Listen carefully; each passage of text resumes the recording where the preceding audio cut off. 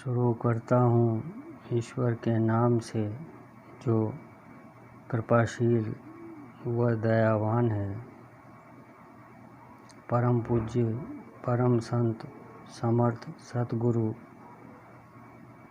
महात्मा श्री रामचंद्र जी महाराज के शिष्य श्री चतुर्भुजी सहाय साहब, उन सतगुरु की महिमा कौन कह सकता है कि जिनके दर्शन मात्र से ही जीव भवबंधन से मुक्त हो आनंद के सुंदर स्वदेश में विश्राम पाता है।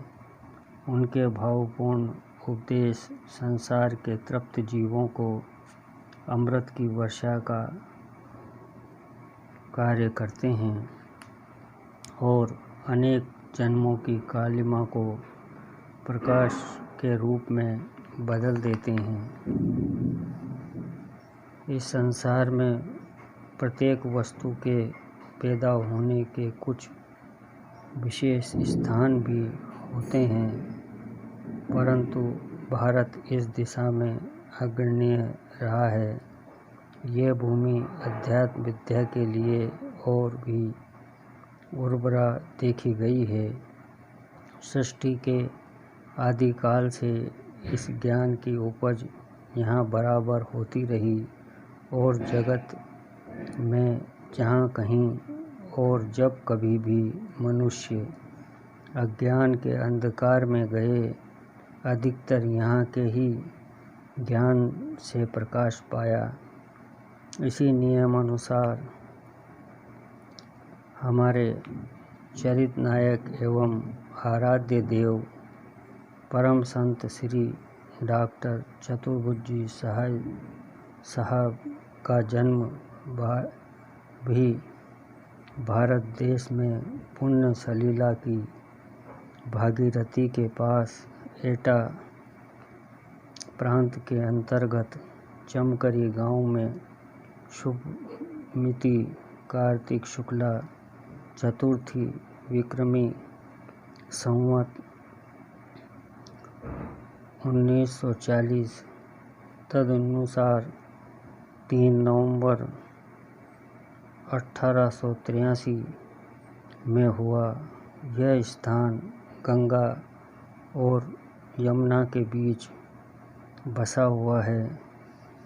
आपके पिताजी का नाम श्री लाला राम प्रसाद जी था। आपने कायस्थ वंश की कुलश्रेष्ठ शाखा को गौरवान्वित किया था। आपके जन्म पत्र को देखकर पंडितों ने बताया भी था कि यह अपने समय के अच्छे महापुरुष होंगे तथा बहुत से लोगों का कल्याण करेंगे। यह बात सही निकली, क्योंकि आज उनका नाम भारत में ही नहीं, संसार के लगभग सभी भागों में पहुंच चुका है।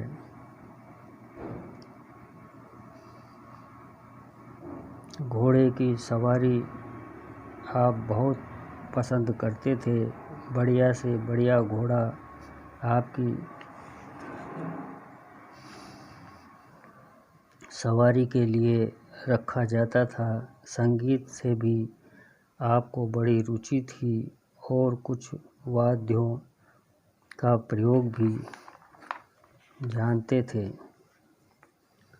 प्राथमिक शिक्षा समाप्त होते ही आपको एटा हाई स्कूल में प्रविष्ट करा दिया गया।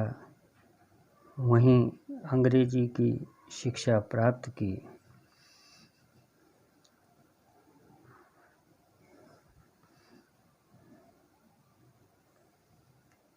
इन्हीं दिनों आपको अपनी ननिहाल फतेहगढ़ जिला फर्रुखाबाद जाना पड़ा।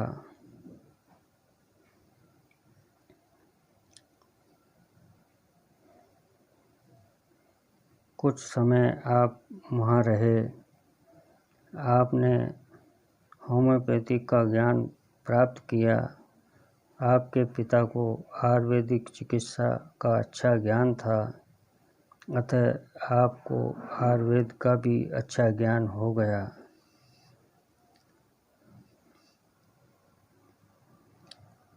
अब आपने डॉक्टरी का कार्य प्रारंभ कर दिया था।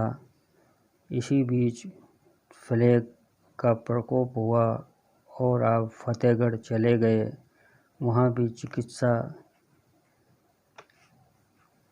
कार्य बराबर चलता रहा। आप हर समय शांत भाव से यह सोचा करते थे कि मनुष्य ऐसी उलझनों में क्यों है, सब कुछ होते हुए भी उसे शांति क्यों नहीं मिलती। संतों के जीवन व उनकी सोबत से आपको यह पता लग ही गया था कि शांति न तो धन में है, न वैभव में, न इस विद्या में है।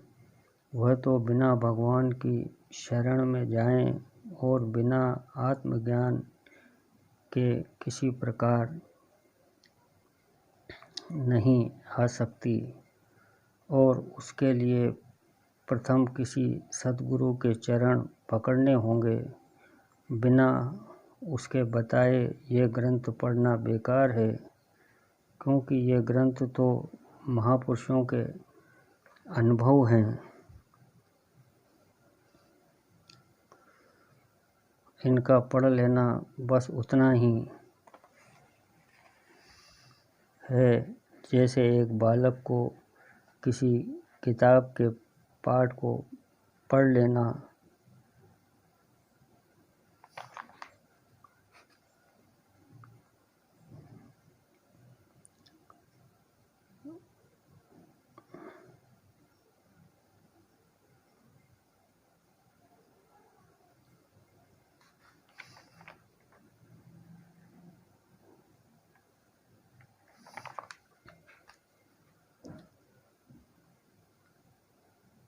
अपने से प्रेम करो, प्राणी मात्र से प्रेम करो। राग द्वेष की कालिमा से हृदय को बचाते हुए सद्गुणों का प्रचार करना और अपने अंदर बढ़ाते जाना मैंने धर्म समझ रखा था। उन ऐसे अल्लड़पने के दिनों में मुझे अचानक गुरु महाराज परम संत श्री रामचंद्र जी महाराज साहब के दर्शनों का सौभाग्य प्राप्त हुआ। मैं फतेहगढ़ गया था और वह महात्मा श्री रामचंद्र जी महाराज अलीगढ़ तहसील से बदलकर फतेहगढ़ आए थे। इलाज कराने के बहाने उनसे मुलाकात हुई, परंतु मैं नहीं पहचान सका कि यह उच्च कोटि के एक महात्मा हैं, क्योंकि न उनका कोई भेष था न कोई प्रमाण, परंतु उनका मेरे ऊपर आंतरिक प्रेम था। इसी भावना से प्रेरित होकर रोजाना रात्रि के समय जब मैं सो जाया करता था, मेरे ऊपर तवज्जो गायबाना यानी अज्ञात दशा में हृदय शुद्ध करना का प्रयोग प्रारंभ कर दिया और रस्सी में बांधकर मुझे मेरी अनजान अवस्था में ही माया के कठिन दलदलों से पार करके सुंदर तथा सुहावने अध्यात्म क्षेत्र में खड़ा कर दिया। उसी देश का अंध अधिवासी बना लिया।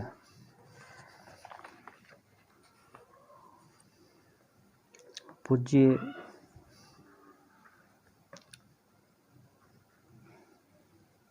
श्री महात्मा जी महाराज में आपकी श्रद्धा अटूट थी। जो शब्द महात्मा जी कहते थे वह आपके हृदय पर अंकित हो जाते थे। आपने अपना सर्वस्व गुरु के चरणों में अर्पण कर दिया था। इस वास्ते श्री महात्मा जी महाराज ने भी जल्दी ही कुछ कार्य आपके सुपुर्द कर दिया। सन 1919 में ही आपको लिखित रूप में एक आज्ञा पत्र आपको दे दिया।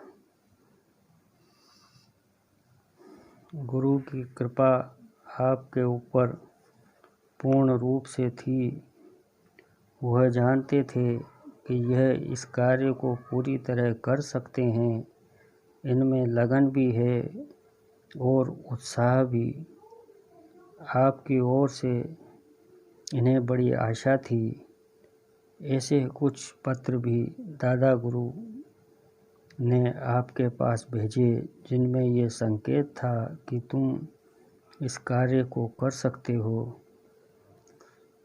आपने भी कहा, मैं ये सब काम अपना नहीं कर रहा हूँ, अपने गुरु महाराज का कर रहा हूँ। मैं न रहूँ तो इस काम को तुम पूरा करना। मेरी आत्मा को इससे बढ़कर कोई दूसरी प्रसन्नता नहीं होगी। यही मेरी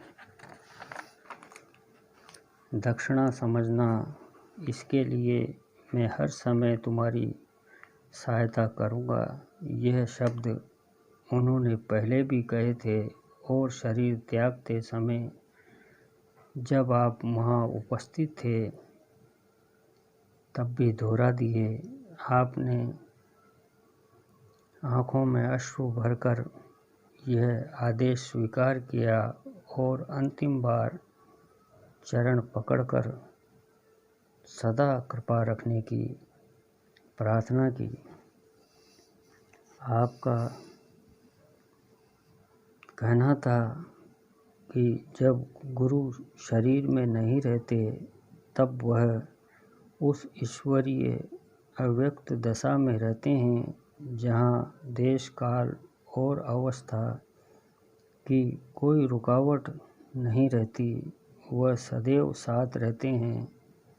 तुम कभी अपने गुरु को अपने से दूर न समझो, नहीं तो तुम्हारे श्रद्धा और प्रेम पूरे नहीं समझे जाएंगे। इसलिए गुरु श्री लालाजी साहब यानी महात्मा रामचंद्र जी महाराज के शरीर न रहने पर पूर्ण रूप से अपनी गुरु माता तथा गुरु पुत्रों का सम्मान करते थे। कभी कभी पूज्य गुरु माता को घर पर भी बुलाया करते थे और पूर्ण मान प्रतिष्ठा के साथ सेवा किया करते थे।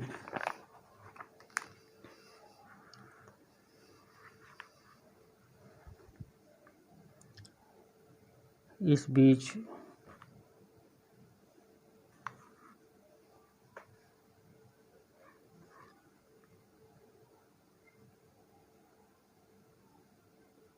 आपका गुरु महाराज श्री लालाजी के यहाँ जाना पहले जैसा ही था।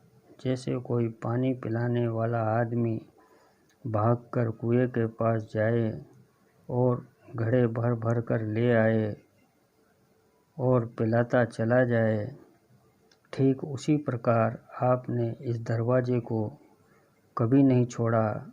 आप कहा करते थे कि सबसे बड़ी पूजा गुरु दर्शन और सबसे बड़ा तीर्थ गुरु के घर जाना ही है।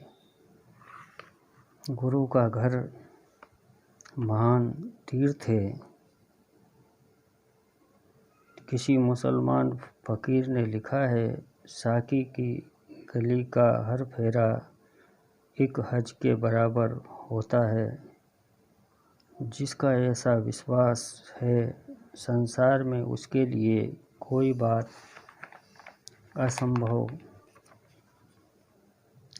नहीं होती। गुरु के संपर्क ने उन्हें कितना तेजस्वी बना दिया। वह कैसे सौम्य मूर्ति थे कि चित्त बराबर उन्हें ही देखने को चाहता था। आपने कहा, एक बार उनके दर्शन कर गया, बस फिर भूला नहीं और बराबर दर्शन के लिए आया। प्रचार सत्संग में बढ़ने का यह भी एक बड़ा कारण था।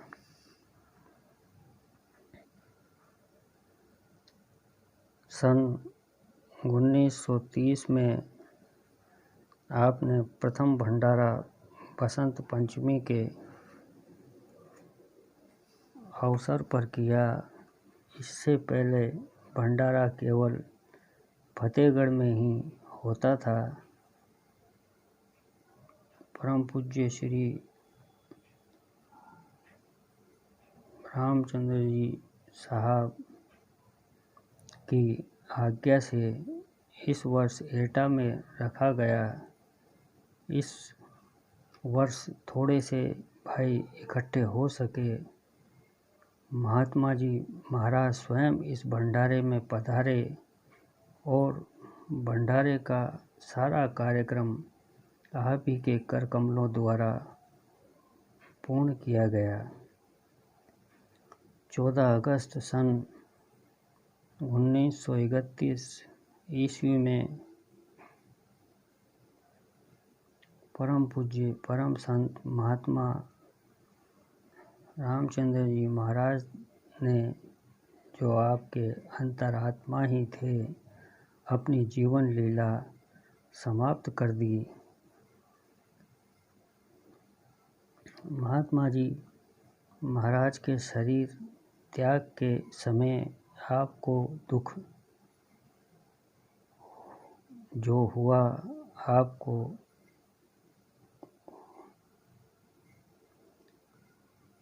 अकथनीय था। वह दिल खोलकर रोए नहीं। बाहर तो आवाज़ नहीं आई, किंतु कितने ही दिनों तक उस शोक में झुलसते रहे।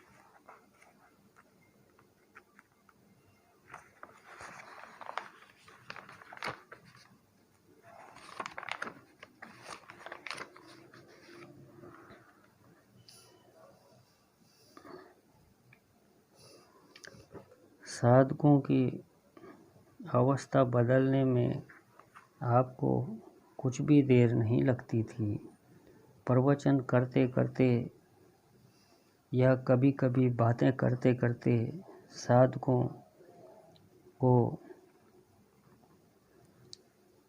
समाधि की बड़ी बड़ी ऊंची अवस्थाओं में पहुंचा देते थे और फिर बतलाते कि इस समय यह अमुक समाधि का दृश्य है।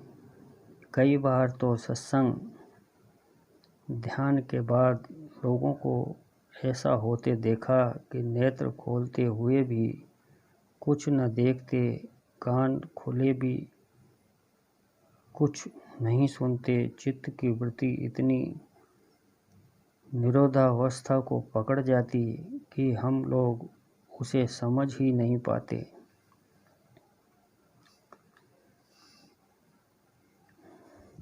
यहाँ तक कि पलक मारना तक बंद हो जाता। पर इस दशा में अज्ञान और बेहोशी नहीं होती। एक बार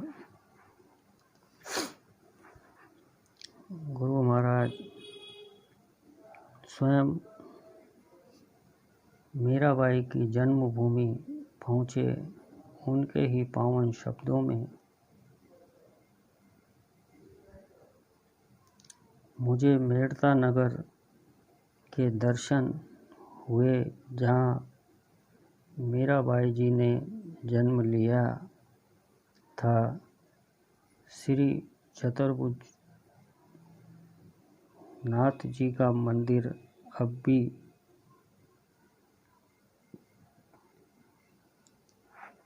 वहाँ बना हुआ है। जिस मूर्ति का पूजन मीराबाई जी करती थीं, वह भी इस मंदिर में रखी है। वह जगत माता का अवतार थीं, साक्षात प्रेम का अवतार थीं।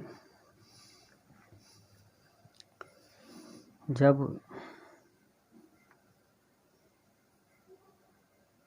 सबसे कह दिया कि नेत्र बंद करके ध्यान करो, तभी से आप भी ध्यान मग्न हो जाते। आपका ध्यान तोड़कर जिसने उस समय आँख खोलकर आपको देखा, तो यह देखा कि आपका मुख कमल एकदम अरुणाभा से पूर्ण हो जाता, तेज छिटकने लगता और नयनों से अश्रुधारा प्रभावित होने लगती। और जब औरों से ध्यान बंद करने को कहते, तो पहले अपने आंसू पोंछकर कहते, बंद करो।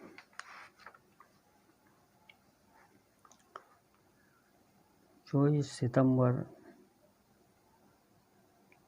1957 अश्विन शुक्ल 1 संवत 2014 का सवेरा होने को था, परंतु सूर्य अभी उदय नहीं हुआ था। प्रातः नित्य की भांति आप जागे, कुचाहट हुई। माताजी उठीं और गईं।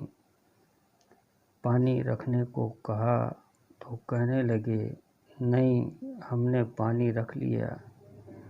हुक्का भरने को जो लड़का रहता था, उसे भी नहीं जगाया। स्वयं अपने हाथ से हुक्का भरकर पिया और सोच को चले गए। वहाँ से स्नान घर में आकर हाथ मुंह धोया, तौलिए से मुख पोंछकर वहीं ध्यान में बैठ गए और ऐसे बैठे कि उठकर फिर खड़े नहीं हुए। कुछ देर बाद ग्वाला आया तो उसकी दृष्टि गुसलखाने की तरफ गई। उसने आकर कहा कि आज गुरुजी कैसे बैठे हैं। इस पर उनके पुत्र तथा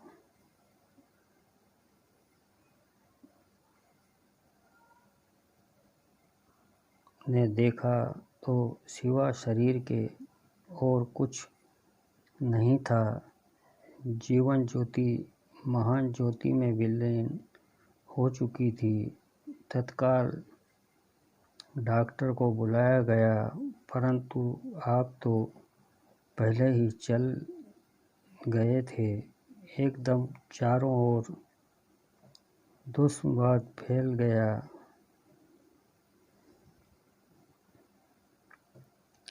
आपके बड़े पुत्र डॉक्टर बजेंद्र कुमार जी भी आ गए और लगभग 5 बजे शाम को यमुना किनारे आपका अंतिम संस्कार वेद मंत्रों के साथ किया गया।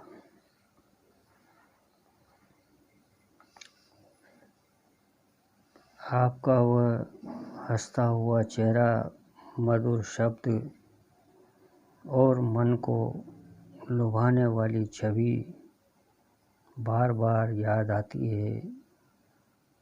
जिसने भी उनके शब्द सुने वह आज भी उसके हृदय पर अंकित हैं। कितना ही भुलाओ भुलाए नहीं जाते, कहाँ ढूंढें उन्हें आज। प्रिय मुझी में खो गया, अब दूत को किस ओर भेजूं। बंधुवर, अगर ये वीडियो और जानकारी आपको अच्छी लगी हो तो हमारे चैनल राम समाधि आश्रम संत थानेदार को लाइक व सब्सक्राइब करने की कृपा करें।